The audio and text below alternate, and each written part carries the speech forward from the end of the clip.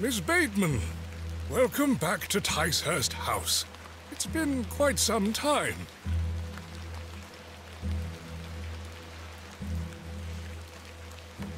Terrible weather this evening, is it not? Nurse Blaketon has had enough of me smoking inside. Makes her cough, you see. A bit of rain won't kill me, will it? You mustn't be interested in me nattering on. Give my regards to your father. Nurse Blaketon is preparing his supper.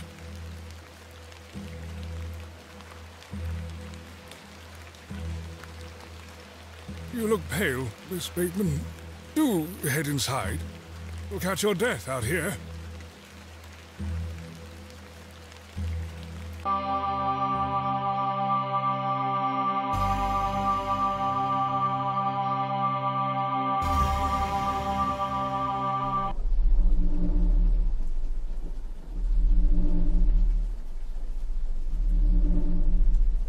Dearest Mother, I hope this letter will reach you.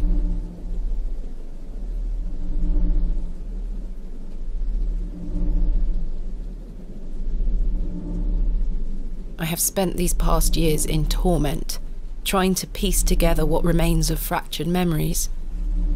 What I am about to recount to you will seem beyond comprehension, but I beg for your patience.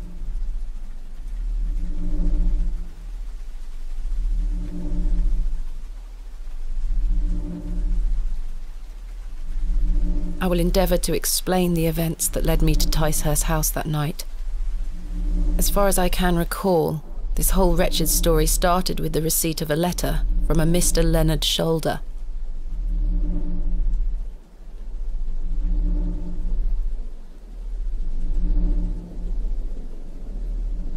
The letter brought me to the isolated village of Bewley, deep in the moors.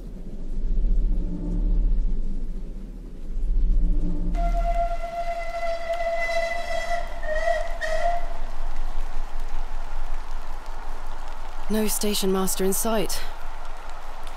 I hope the village isn't too far away. I can't recall our exact meeting place. Mr. Shoulder mentioned it in his letter.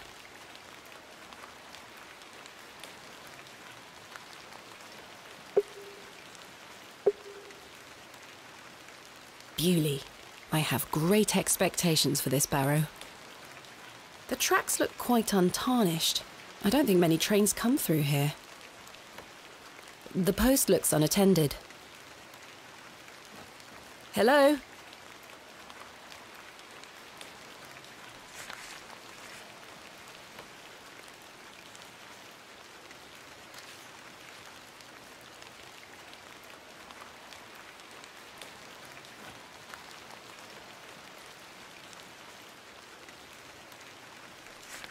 I must make my way to the Plough and Furrow Inn. Excuse me? Yes? I'm looking for the Plough and Furrow Inn. Do you know where I can find it? Ah, young lady. Leave the station and follow the dry stone wall for around half a mile. You'll come to Bewley. Go straight ahead and you'll find the market square. The inn is t'other side at square. Thank you very much. What can you tell me about Bewley? Well, it used to be a thriving village. Not so much now. I don't spend much time there these days. Are you local? Ah, yes, a local I am, but I don't live in the village. Where are you travelling to today? That would be none of your business, young lady. Quite. Apologies. I wish you a pleasant journey. I can't think of anything else to talk about right now. What brings you to Bewley? I beg your pardon? What brings you to Bewley, miss? I'm here to visit a local landmark, Hob's Barrow. Hob's Barrow? Well, I can't say I've heard of it. For what reason? I wish to excavate it. Grave robber, are you? Not at all. I merely have an interest in antiquities. Not much to be found in Bewley, if you ask me. You're better off waiting for the next train back to the city. I'll take my chances. Can't say I didn't warn you. That was odd.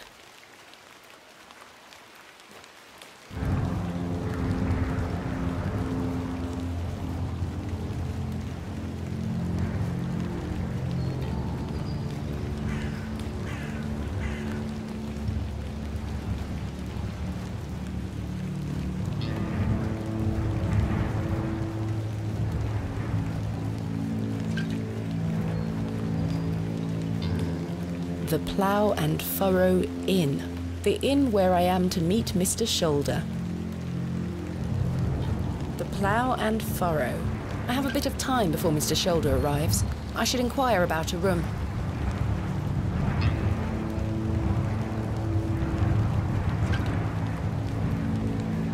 Hello there. What's the young lady doing out alone in this sodding weather? I'm heading to the Plough and Furrow. Bloody good pub, that. It has the finest ales in the whole county. Oh, I'll take you there if you like. I believe we are standing directly in front of it. Oh, so we are. Please, Yes. give us a kiss now, won't you?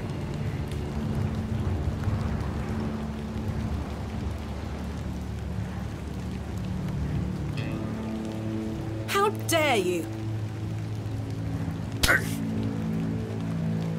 Wench!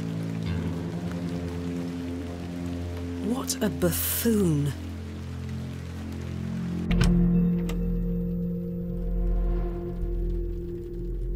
I should speak to the innkeeper about a room. A decorative plate. This one depicts a bull. A decorative plate depicting a serpent. A decorative plate. This one depicts a cat. A decorative plate depicting an eagle. A decorative plate. This one depicts a dog. A decorative plate depicting a bear. It's a crudely painted scene that appears to be of a biblical nature. The painting depicts a rocky-edged lake. A small bronze plate states the name Lake Cubilius. A pixie-faced peasant boy painted in a naive style.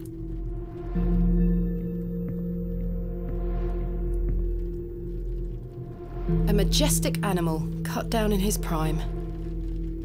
This painting shows a Rubenesque figure brushing her hair. Quite unusual to see such a sensual work in a room like this. A colourful work depicting a bashful knight.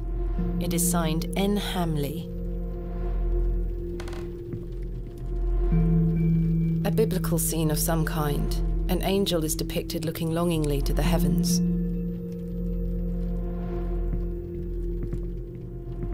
Good afternoon.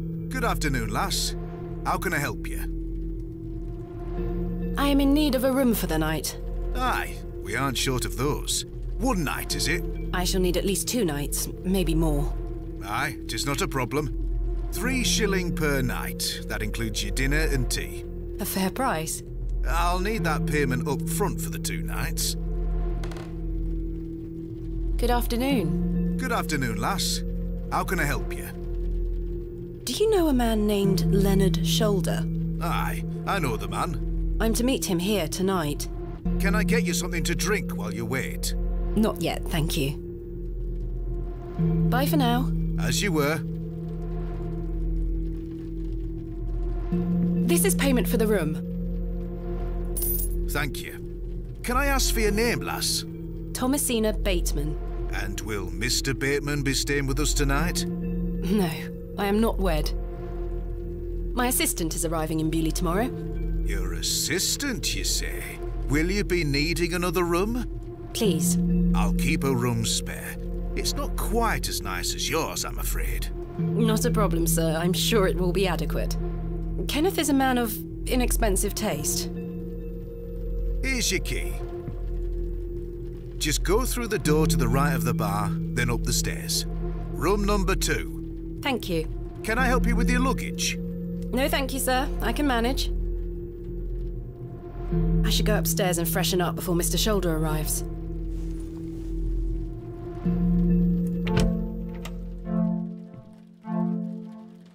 This shall do nicely. Time to change into something more comfortable.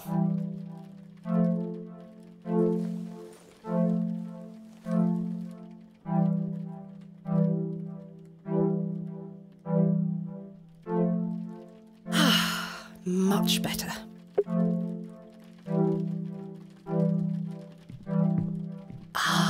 complementary matches. Useful.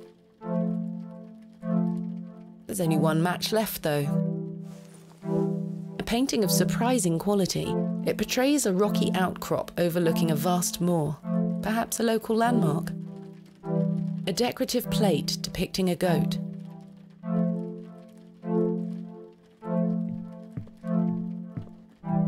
This may come in handy. An empty bowl has been provided for washing.